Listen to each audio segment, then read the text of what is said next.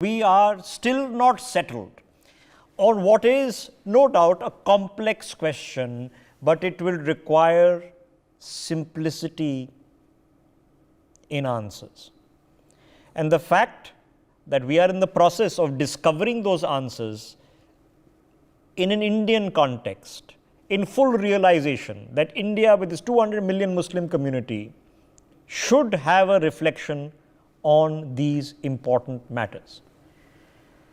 Now, the Karnataka government passed a circular. The Karnataka High Court passed an order. It was expected to be appealed before the Supreme Court. It has been. The arguments have commenced and have continued today. We have not seen a ruling, but the petitioners who brought the matter to the Supreme Court now also seek its elevation to a constitutional bench. A bench that should be hearing the rarest of rare cases is now being asked to convene to rule on the wearing of the hijab. Many observations have been made in the course of the petitions by the Supreme Court. Observations are not rulings. Having put that caveat out there, there are options before the Supreme Court. The court's bench can decide to uphold what the Karnataka High Court has already done. They've already indicated they had the full rights to examine the matter in its entirety, including the interpretation of the Quran, because that was the premise that the case was based upon. They can refer it to the constitutional bench and constitute that bench as requested, or that they can pass a ruling. All these options, pretty much all of them, are open to the prerogative and the jurisdiction of the highest court in the land. But it boils down to now subtleties of transition from the basic question. We began this argument a few months ago on the basis of rights defined by essential religious practice. An essential religious practice, essential, you have to do it, would therefore mean that every Muslim woman in this country essentially must wear the hijab. And it is blasphemy not to do so. When that argument is not held up well, it has now gone into a question of individual rights. There remains the question of individual choice in a matter of proprietary and uniform.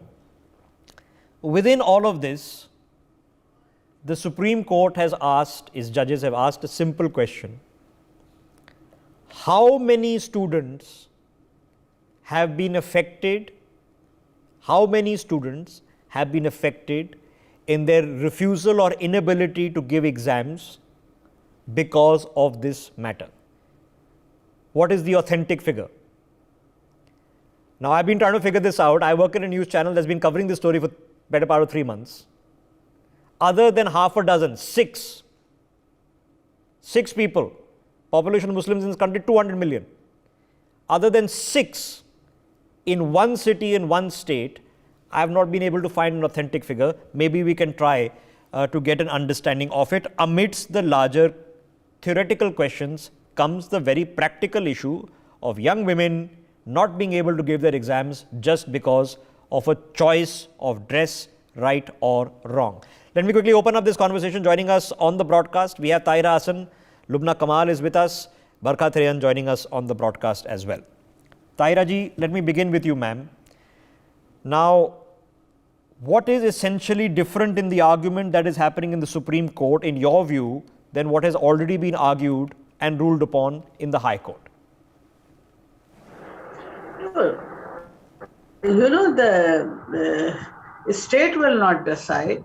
That is, the schools are entitled to frame rules or prescribe uniform, but that this entitlement cannot override our constitutional right.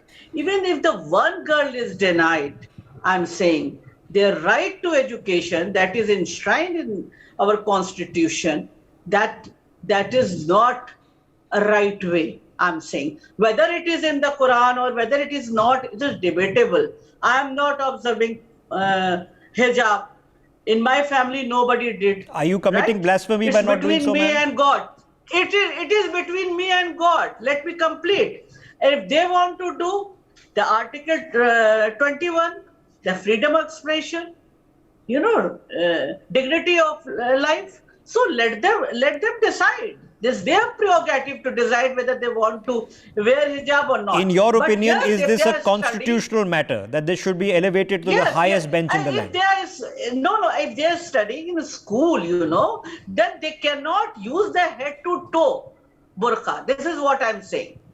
They can only use their Okay, so that's a dupatta they can practical use. interpretation. That's But all. Taira ji, of the That's arguments that all. have been made in the Supreme Court, the number one argument is that Yes. if this matter is not overturned, it will be the death knell, I am quoting, death knell for Muslim women students, and they'll all be forced to go back to madrasas. Is that the case? No, I don't think so. This is what I'm saying. You create an atmosphere in which they can decide. I mean, who are they to decide that they will go to madrasa? And who is the school? No, but the or petitioners state say decide to, that no, all, I mean, there whatever. are 40, 50 million Muslim women in this country, no, close to 100 million Muslim women in this country, of which there are 40, 50 million in this school going, college going age, that 40, 50 million Muslim women will face the death knell if they are not allowed to wear the hijab. Is that a true reflection of where we are? No, I don't think so. I'm saying if even one is denied, I stand with them. Okay. Whether I am observing padhao or not. Okay. So there are Doesn't matter. practical It is between questions, and me then there my are God. questions of It is theosophy. between me and my God. And their question Yes. of theory. Lubna ji, I'm just taking on the arguments, ma'am, that if this matter is not settled, would it therefore mean that the vast majority of 40, 50 million Muslim girls will have to go back to madrasas, and that's like a death knell? Definitely, it's not that all the girls will learn into madrasas, but definitely, don't you think, I mean, this is something I want to ask, that you think it encourages girls' education, or a few girls will definitely drop out? What do you think? Because definitely, see, I came across a person, I'm the caretaker working in a graveyard, and I was asking about his family and children. So he told me that he is not sending his girls to the school because of safety issues, and there were several other issues, but definitely there are some girls, especially the lower socio-economic status ones, who definitely wear hijab, and they definitely compulsorily they want to wear hijab to schools if they are not allowed. So do we have a number? I mean, do we know how many, ma'am? Just a minute. If they are not allowed in government schools, in English medium schools, or in co-eds, then definitely they'll have to return. No, but nobody is saying there were two girls, brutally assaulted, raped, murdered in Lakhimpur Kheri, just literally yesterday. Nobody is asking for a constitutional bench intervention on that matter. But a constitutional bench intervention is being sought on this matter. The Supreme Court has asked, is there an authentic figure to how many people are being affected by this? Are we guesstimating? Do we know? So far, I only know of 6. Are there more? Are there in the thousands, in the millions? We have come across the figure as 17,000. Okay. What I know is the figure is 17,000, but whatever the figure is, but you tell me that this will encourage girls' education, Muslim girl education, or not? What do you think? Ma'am, I don't have an opinion on the matter other than to say that these are the issues by the petitioner that are being raised. The concept of essential religious practice has now been dropped. That was the argument that we began the question with. There are two different Essential things. religious practice means that any Muslim woman not wearing the hijab is committing blasphemy.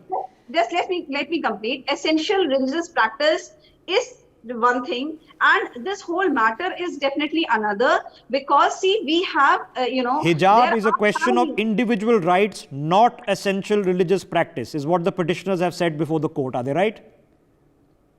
See, what I'm telling is that these are two different things. No, I'm just reading a statement, ma'am. Is a question of individual rights and not essential religious practice, is what the petitioners have told the Supreme Court. In your opinion, are they right? See, this is definitely what I feel, that this is related to my rights. What I decide to So it's wear not an is essential my religious fundamental practice. right. Yeah, no, I don't think. Okay, so at least we moved away from the essential religious practice, because which means that any Muslim woman not wearing the hijab is committing blasphemy. And you have one sitting on the panel not at who all. doesn't agree with that, Actually, because I she wanted said to- she and her family don't wear the hijab, but they stand for somebody's choice to wear it. That's the differentiation. Let me get Barkha Tayan into this. Barkha ji, it has been desired that a constitutional bench of India Supreme Court sit on this weighty matter. There is a question that has been posed by the judges in the Supreme Court of, do we have an authentic figure? I'm being told now, is it 70,000 will be affected? 70,000 hijab wearing girls. Is there a better way of getting an authentic figure? Firstly, there is no authentic figure. Secondly, why such a lot of women cry over this hijab? Why don't we want young girls to study? Why discriminate these things? Why do such discrimination by wearing a hijab? Why are these people imposing hijab on young girls? Let them thrive. In the 21st century, Ma'am, they are saying is their choice to wear what they want to wear, and now it's no longer an essential religious practice question, it's a choice of individual rights. so individual right is also there, but why in a school or in a college where everyone is coming, a Hindu is coming, a Sikh is coming, a Muslim is coming, so why there should be discrimination? Why should a Muslim girl wear a hijab so that she can be treated in some other manner? Why? Ma'am, the question is why not? The question here is why not? Why shouldn't she wear? No, but why should she wear? In fact, Arabian countries, they are getting rid of it. And here, why? This is just, the whole issue is being politicized. This is just they are making it a political issue so that there can be more and more hate and there can be more controversy on this. It's nothing. I would wish if Tahira ji or madam, the one who was speaking before me, could educate the women, and the others also should join. Okay. So let me take it up one by point. It is the petitioner's view that banning the hijab in schools and colleges will be the death knell for young Muslim women. Is that a fair representation, or is that hyperbolic exaggeration? It's exaggeration. It's absolutely not acceptable. I really condemn such of statements, and those who are making these statements should be arrested because they are creating another chaos in the country. No, they are creating chaos on what? They are saying that we are arguing on a constitutional question regarding an individual's right to choose and an individual's right to decide on their religious practice. So should a constitutional question best be decided by a constitutional bench? In fact, they are forcing it. They are poisoning young minds and girls. We talk about women empowerment 24/7. How can we even discuss about hijab? Why do you want a girl to cover? Why? Okay. So then then I have the next question, because the premise of the argument, ma'am, Tahira ji, is, and this is the petitioner's argument, it's not my argument, this is what the petitioners have gone before the court and said, that if this ban is upheld as a death knell to Muslim women, they will be forced to go back to madrasas and theological institutions. Now, is then that to say that madrasas and theological institutions are no place for Muslim women? No, they know themselves that in madrasa, the boys and girls coming out from those madrasa, they can't do anything after coming out from there. Only Arabic is taught there. That's why we are saying modernize the madrasa. But ma'am, the same people who are arguing for the hijab ban are also very anxious about madrasa reform. I mean, there's one going on in UP right now, and the same member of parliament from Hyderabad who speaks so much on hijab is very upset about it. Why? No, we all want madrasa reform. You know, that connect those students coming out from the madrasa to mainstream, right? But this is the exaggeration that all the girls will go to madrasa, or it will be, they will stop studying, and whatever he is saying. This is not a question, you know. I'm saying that even if the one girl is denied their right to education, it is not acceptable because it is enshrined in our constitution, and no book is above our constitution, right? So No, whatever it's a choice to deny yourself versus somebody physically denying you. Okay, That there's is a great choice. that Muslims I had to with go the to school in a girls uniform. Okay, I could choose not to wear the uniform and seek education elsewhere. I've worn a uniform for the better part of 13 years of my life. I'm pretty sure all of you have gone to schools and worn uniforms, and several people I know have gone to convent schools and worn uniforms and sung the prayers, etc., etc. I'm just trying to get into the core of the matter because of an argument that is being made. Lubna ji, the petitioners have argued in writing before the highest court of the land that basically sending a Muslim girl to a theological institution or madrasa is a death knell. Why? Why are madrasas and theological institutions a death knell for Muslim women?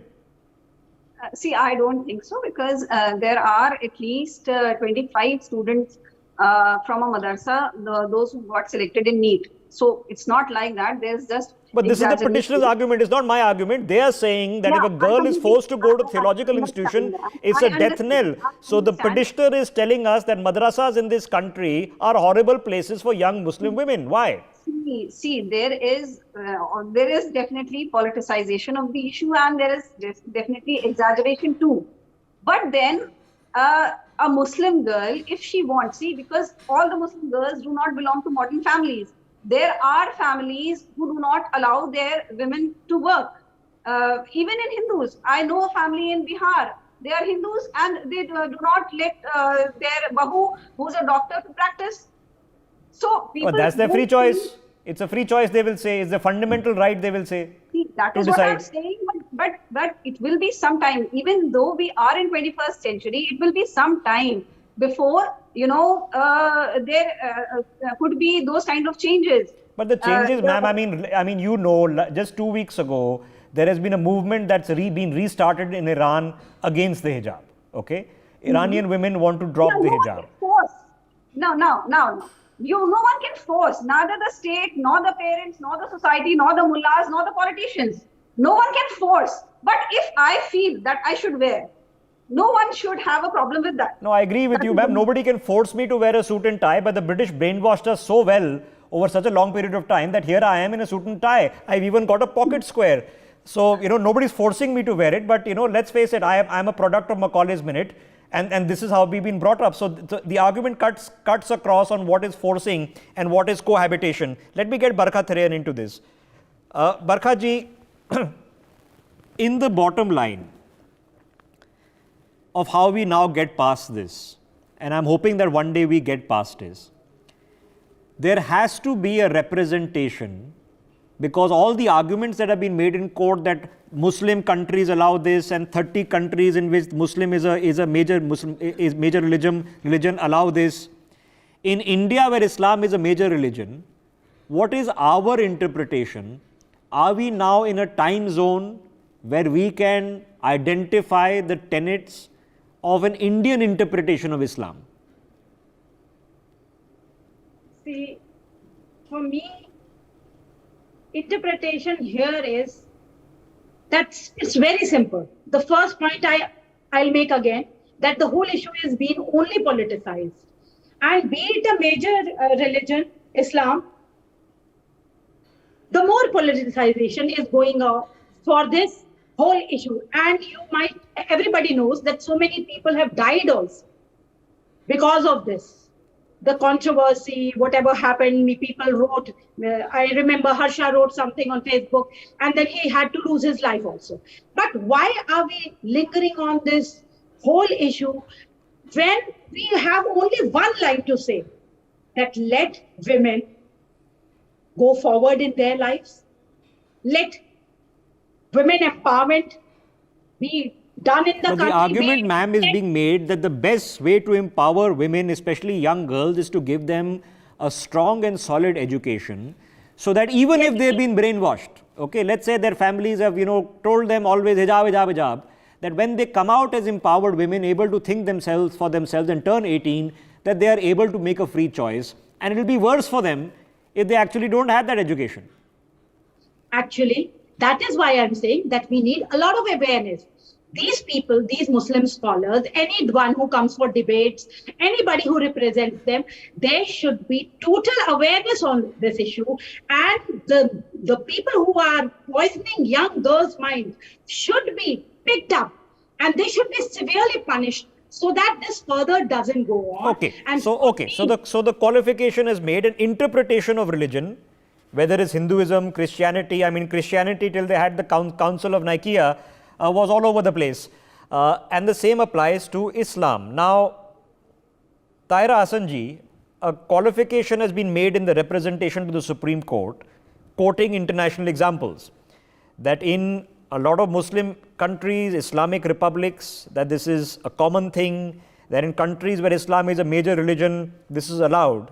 So my question to you this is, ma'am, the home of Makkah and Medina, which is Saudi Arabia, last year allowed women to drive a car. This is in 2020, a year and a half ago, as a major reform.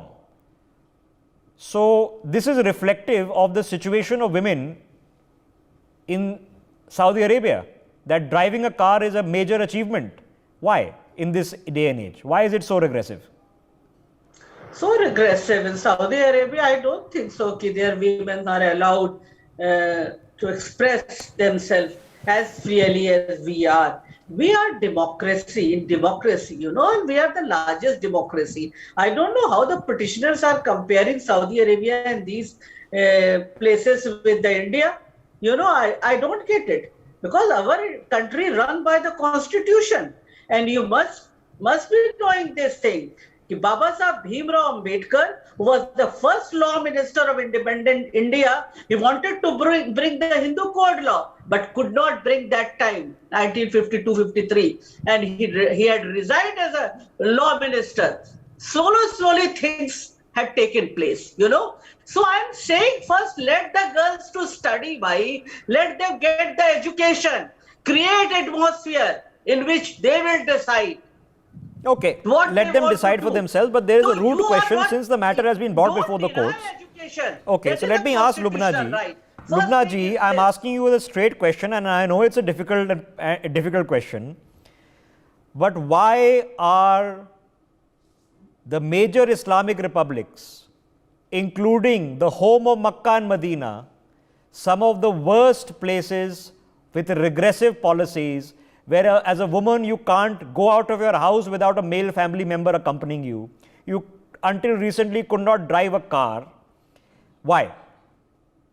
See, it's because girls need to stand for themselves. Just like in Iran, you quoted Iran right now. Girls, females everywhere, almost everywhere, they have been told that you are supposed to do this and abstain from doing this.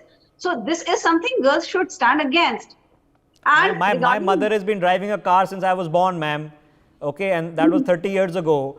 But a woman in Saudi Arabia has earned the right last year. So, that would be indicative that the situation has not been very progressive. My question is why?